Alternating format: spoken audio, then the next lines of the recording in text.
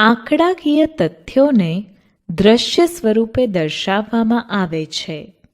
આલેખના ઉપયોગથી આંકડાકીય માહિતી ઝડપથી, સરળતાથી અને સ્પષ્ટપણે સમજી શકાય છે. પ્રાપ્ત માહિતી કોઈ ચલના સાપેક્ષમાં વધે કે ઘટે તે જાણવા તેમજ બે માહિતીની સરખામણી કરવા માટે આલેખ ઉપયોગી છે. રેખીય આલેખ કેટલાક રેખાખંડોને પરસ્પર જોડીને બનાવવામાં આવે છે.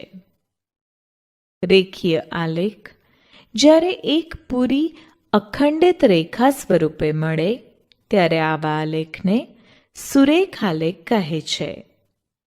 ઉદાહરણ: નીચેના કોષ્ટક માટે આલેખ દોરો. આ આલેખનો ઉપયોગ કરી નીચેની બાબતો શોધો. 1.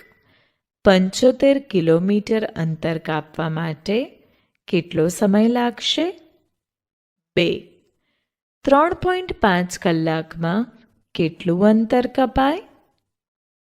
પ્રમાણમાપ: x અક્ષ માટે 2 એકમ બરાબર 1 કલાક, y અક્ષ માટે 1 એકમ બરાબર 10 કિલોમીટર. પ્રથમ પ્રમાણમાપ અનુસાર આલેખ પત્ર પર x અક્ષ પર સમય અને y અક્ષ પર અંતર દર્શાવો. ત્યારબાદ કોષ્ટકમાં દર્શાવેલ ક્રમિક માહિતીની જોડને એક્સયામ અને વાયયામની જોડ તરીકે બિંદુઓનું આલેખપત્ર પર આલેખન કરો. હવે ઉપરોક્ત બિંદુઓને જોડતા આપણને સુરેખ એટલે કે રૈખિક આલેખ પ્રાપ્ત થાય છે. હવે આલેખ પરથી પ્રશ્નોના જવાબ શોધીએ. 1. 75 કિલોમીટર અંતર કાપવા માટે લાગતો સમય શોધવા માટે y અક્ષ પર 75 કિલોમીટર અંતર દર્શાવતા બિંદુ પરથી સુરેખ આલેખ પર લંબ દોરતા જે બિંદુએ સ્પર્શે તે બિંદુથી x અક્ષ પર લંબ દોરો. આ દોરેલ લંબ x અક્ષ પર 2.5 કલાક દર્શાવે છે. આમ 75 કિલોમીટર અંતર કાપવા માટે 2.5 કલાકનો સમય લાગશે. 2. આ જ રીતે x અક્ષ પર 3.5 કલાક લેતા તેને અનુરૂપ y અક્ષ પર 105 કિલોમીટર અંતર પ્રાપ્ત થશે. આમ 3.5 કલાકમાં 105 કિલોમીટર અંતર કપાય. કેટલાક પ્રકારના આલેખ વિશે શીખી ગયા છીએ. ચાલો ઝડપથી તેને યાદ કરી લઈએ. અહીં આકૃતિમાં ગણિત વિષયની 3 સત્રાંત પરીક્ષામાં અનુએ મેળવેલ ગુણના લંબ આલેખ દર્શાવેલ છે. આ આલેખ દ્વારા અનુએ જુદી જુદી 3 પરીક્ષામાં મેળવેલ ગુણ જાણી શકાય તેમજ અનુના પરીક્ષામાં દેખાવની સરખામણી સરળતાથી કરી શકાય. હવે આ આકૃતિમાં દર્શાવ્યા મુજબ લંબ અથવા સ્તંભ જોડીમાં પણ દર્શાવી શકાય. આ આલેખ સોમવાર અને મંગળવાર એમ 2 દિવસના ગાળામાં જુદા જુદા ફળોના થયેલા વેચાણની તુલનાત્મક માહિતી રજૂ કરે છે. કોઈ સમગ્ર માહિતીની સાપેક્ષે તેના કોઈ એક અંશ કે પછી એક અંશની બીજા અંશ સાથે સરખામણી કરવા માટે વૃત્ત આલેખ વપરાય છે.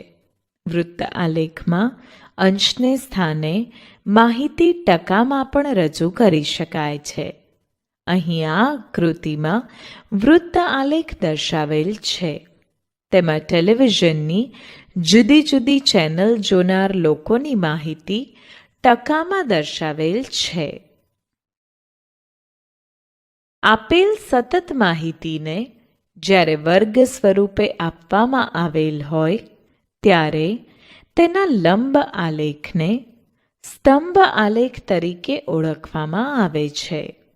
અહીં સ્તંભની જાડાઈને ધ્યાનમાં લેવામાં આવે છે. તેના સ્તંભો સમગ્ર વિસ્તારમાં એકબીજાને લગોલગ આવેલા હોય છે. સ્તંભ આલેખ દ્વિપરિમાણીય છે. ઊંચાઈ અને જાડાઈ. અહીં આ આકૃતિમાં વસાહતમાં 40 લોકોના વજનનું આવૃત્તિ વિતરણ સ્તંભ આલેખ દ્વારા દર્શાવેલ છે. અહીં આલેખમાં સ્તંભ વચ્ચે જગ્યા નથી, કારણ કે માહિતીમાં આપેલા વર્ગો વચ્ચે જગ્યા નથી. માહિતી સળંગ છે. નિશ્ચિત સમયગાળામાં સમય સાથે માહિતીમાં થતો સતત ફેરફાર દર્શાવવા રેખીય આલેખ વપરાય છે. અહીં આકૃતિમાં બતાવેલ આલેખ જુદા જુદા સમયે તાપમાન દર્શાવે છે. આ આલેખને સમય વિરુદ્ધ તાપમાનનો આલેખ કહી શકાય. અહીં આલેખપત્ર પર આડી રેખા કે જેને એક્સ અક્ષ કહે છે તેના પર તાપમાન લેવામાં આવેલ હતું તે સમય બતાવેલ છે, અને ઊભી રેખા કે જેને વાય અક્ષ કહે છે તેના પર તાપમાનનું માપ બતાવવામાં આવેલ છે. પહેલા આલેખમાં આપેલ માહિતીના દરેક જોડકાને બિંદુ દ્વારા દર્શાવેલ છે, અને બીજા આલેખમાં આ બિંદુઓને રેખાખંડથી જોડતા પરિણામ સ્વરૂપે રેખીય આલેખ પ્રાપ્ત થાય છે તે દર્શાવેલ છે. આલેખ પરથી કેટલીક માહિતી જાણી શકાય, જેમ કે 10 AM વાગ્યે મહત્તમ તાપમાન 40 ડિગ્રી સેલ્સિયસ હતું. ત્યારબાદ 6 PM સુધી તાપમાનમાં સતત ઘટાડો થતો રહેલ છે.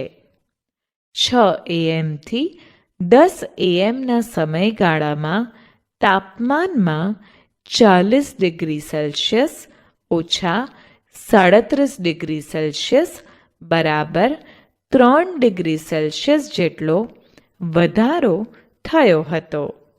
અહીં 8 AM વાગ્યે તાપમાનની કોઈ નોંધ કરવામાં આવી નથી, છતાં આલેખના આધારે કહી શકાય કે 8 AM વાગ્યે તાપમાન 37 ડિગ્રી સેલ્સિયસથી વધારે હતું.